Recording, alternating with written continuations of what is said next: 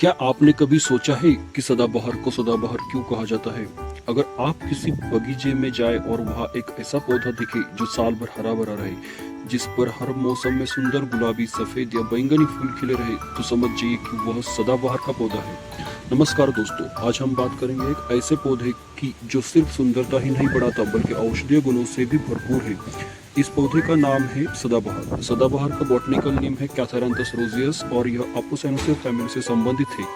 इसे इंग्लिश में Madagascar periwinkle कहा जाता है। भारत में इसे हिंदी में सदाबहार या नयनतारा, मराठी में सदाफुली और कन्नड़ में नित्य पुष्पा के नाम से जाना जाता है। अब सवाल यह है कि सदाबहार को क्यों सदाबहार कहा जाता है, तो आए जानती है।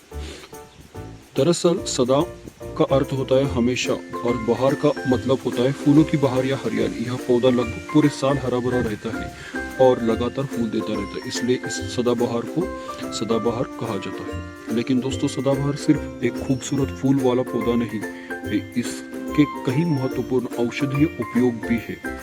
सबसे पहले पारंपरिक चिकित्सा में इसकी पंक्तियों का उपयोग मधुमेह यानी डायबिटीज को नियंत्रित करने के लिए किया जाता रहा है।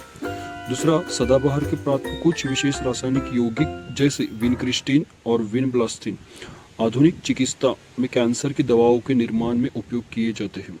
तीसरा, लोक चिकित्सा में इसकी पंक्तियों का उपयोग घाव भरने के लिए भी किया जाता रहा है।